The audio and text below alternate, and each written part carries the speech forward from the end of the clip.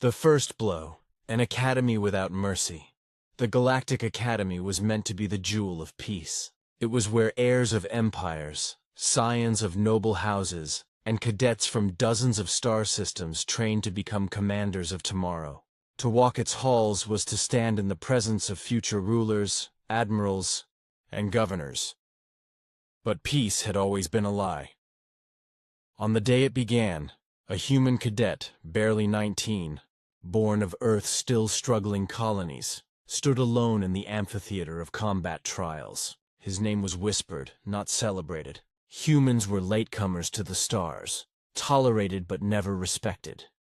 The challengers were the Threxian heirs, towering reptilian warriors bred for war. One had already made his statement.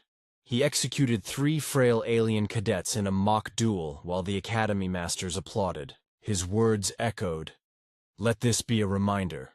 Weak blood has no place in command." And then, with a sneer, his eyes locked on the human. "You, Earthborn, step forward." The arena fell silent. To them it wasn't a duel.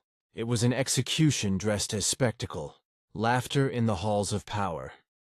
The alien cadets cheered. To them, humanity was the joke of the galaxy. Fragile, soft, untested. Earth had no ancient fleets, no empire carved by millennia.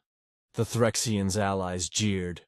"Perhaps he will break after the first strike." "Careful, human, we don't duel prey. We slaughter it."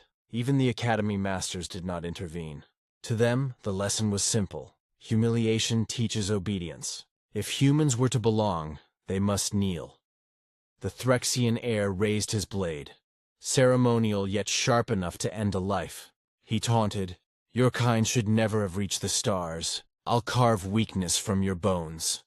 The duel began. The turning point. Silence before the storm. The human cadet did not beg. He did not posture. He simply stood there, breathing. His eyes were steady, cold, unflinching. When the Threxian lunged, the human moved. Not with strength, but with precision. Centuries of Earth's history burned in his veins. Samurai patience, boxer's grit, guerrilla cunning, soldier's sacrifice. He sidestepped the monstrous strike and left the alien stumbling.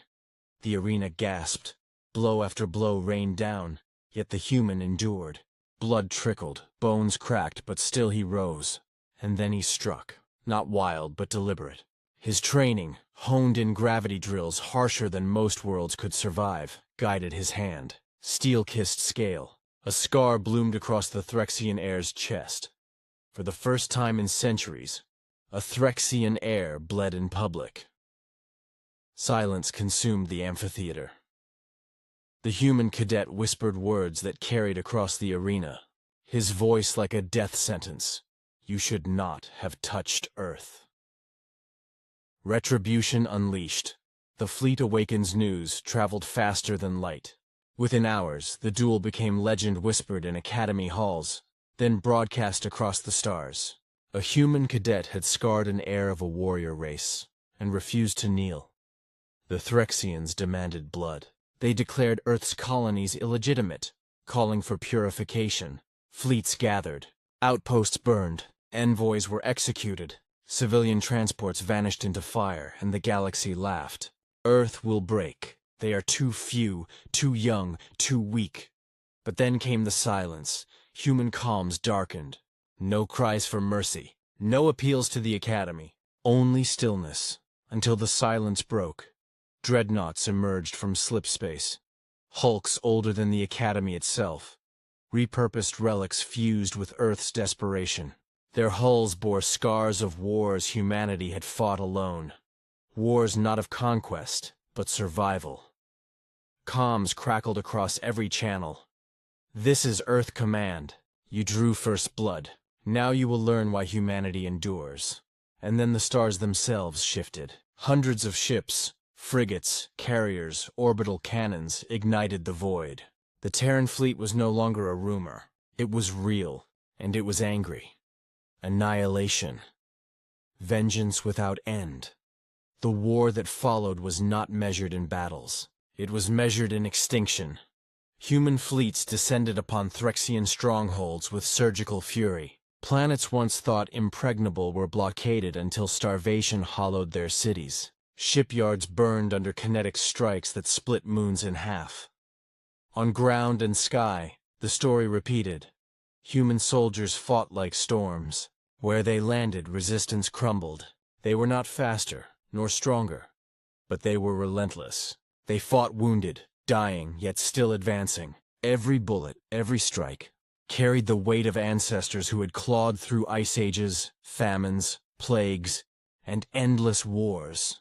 The galaxy watched in disbelief as the Threxian fleet, once the pride of warriors, collapsed. Admirals begged for reinforcements that never came. Commanders whispered of battles lost before they began. And always at the heart of the storm, a human cadet's name was whispered. The duel had been the spark.